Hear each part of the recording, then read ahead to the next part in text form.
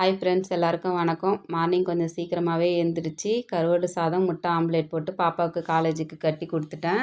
அதுவே கொஞ்சம் அதிகமாக இருந்ததுனால நாங்களும் சாப்பிட்டுக்கலாம் அப்படின்னு சொல்லி விட்டாச்சு. அதுக்கப்புறம் எல்லோரும் கிளம்பி போனதுக்கப்புறம் சிங்கில் இருக்கிற பாத்திரத்தெல்லாம் கழுவிட்டு அடுப்பு மேடையெல்லாம் நல்லா தொடச்சி விட்டுட்டு கீழே நல்லா பெருக்கி எல்லாத்தையும் வாரிட்டேன். அதுக்கப்புறம் கொஞ்சம் டடாயில் போட்டு துணியாலேயே நல்லா தொடச்சி விட்டுட்டேன். ஹஸ்பண்ட் வந்து ஹால்லாம் மாப் போட்டு விட்டுட்டு தான் போனாங்க.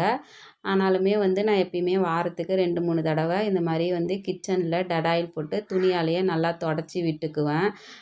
எனக்கு எந்த இடம் க்ளீனாக இருக்குதோ இல்லையோ கிச்சன் எப்பயுமே க்ளீனாக இருக்கணும். அதுக்கப்புறம் சாமி ரூம்புக்கு வந்து சாமிக்கிட்ட இருக்கிற பழைய பூவு, திரிச்சல் எல்லாத்தையும் எடுத்துகிட்டு சாமி ரூம்பை க்ளீன் பண்ணி விட்டுட்டேன்.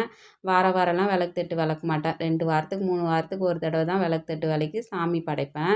அதுக்கப்புறம் அருவிக்கால் தொடச்சி மஞ்சள் குங்குமம் வச்சுட்டு கோலம்லாம் போட்டு விட்டாச்சு. பின்னாடி கொஞ்சம் துரு பிடிச்ச பாத்திரம்லாம் வச்சுருந்தேன். அந்த பாத்திரத்தெல்லாம் எடுத்து நல்லா கழுவி வாஷ் பண்ணிவிட்டு அந்த இடத்தெல்லாம் நல்லா பெருக்கி கழுவி விட்டுட்டேன். அதுக்கப்புறம் பார்த்தா ஃப்ரிட்ஜில் கொஞ்சம் பூ 2, 3 நாளாகவே இருந்தது. அந்த பூவையும் கட்டி வச்சிடலாம் அப்படின்னு சொல்லி கட்டி வச்சுட்டு போய் குளிச்சுட்டு வந்து சாமிக்கு பூவெலாம் போட்டு அலங்காரம் பண்ணிவிட்டு சாமிக்கிட்ட, சாமி எனக்கு எப்பயுமே வந்து நல்ல ஒரு சக்தியை கொடு, என்னோடய வேலையை நான் செஞ்சுக்கிற அளவுக்கு நல்ல ஒரு ஆற்றல் கொடு, அது போதும் அப்படின்னு சொல்லி சாமிக்கிட்ட வேண்டிக்கிட்டு ஒரு வேண்டுதல் போட்டாச்சு. என்னோடய வீடியோ பிடிச்சிருந்தா லைக் பண்ணுங்கள், ஷேர் பண்ணுங்கள், சப்ஸ்கிரைப் பண்ணுங்கள். பாய்.